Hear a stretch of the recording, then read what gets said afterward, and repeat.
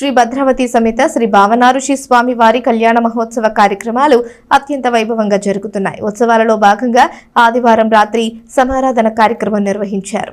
స్థానిక షరాబ్ బజార్లో వేంచేసి ఉన్న శ్రీ భద్రావతి సహిత భావనారుషి స్వామివారి కళ్యాణ మహోత్సవాల్లో భాగంగా ఆదివారం రాత్రి దేవస్థానం వద్ద సమారాధన నిర్వహించారు. పట్టణ పరిసర ప్రాంతాల నుండి పెద్ద సంఖ్యలో భక్తులు తరలివచ్చి అన్నదాన కార్యక్రమంలో పాల్గొన్నారు. శ్రీ భద్రావతి దేవి శ్రీ భావనారుషి స్వామివార్లను దర్శించుకుని అన్నప్రసాదాన్ని స్వీకరించారు.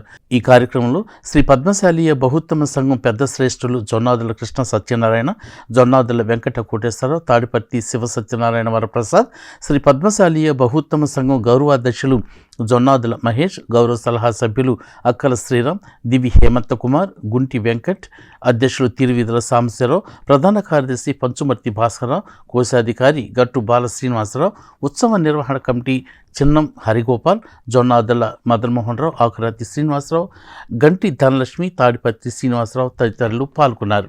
శ్రీ భద్రావతి సమేత శ్రీ భావనారుషి స్వామివారి కళ్యాణ మహోత్సవం సందర్భంగా ఈ రోజున దేవస్థానం వద్ద అటు గాంధీ చౌక్ సెంటర్ నుండి దాదాపుగా గాడిబావు ఉప్పు బజార్ సెంటర్ వరకు కూడా పద్మశాలి బౌద్ధమ సంఘీయులు, మహిళామణులు అందరితో కూడా అన్న సంతర్పణ కార్యక్రమాన్ని ఏర్పాటు చేయడం జరిగింది.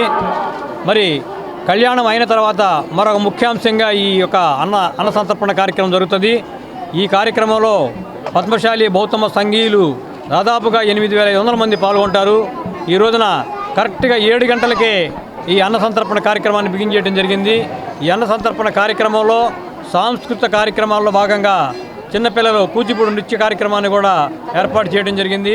మరి అదేవిధంగా శ్రీ భద్రావతి సహిత భావనారుషి స్వామి కళ్యాణ మహోత్సవంలో భాగంగా ఈ రోజున స్వామివారి కళ్యాణం అనంతరం ఇక్కడ అన్న సమారాధన కార్యక్రమం జరుగుతున్నది.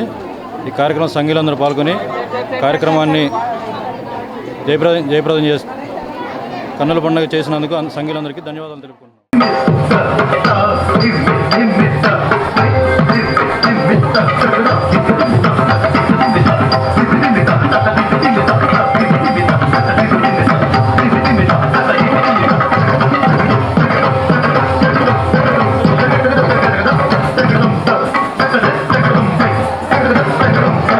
శిఖరా త్రిపులకించగా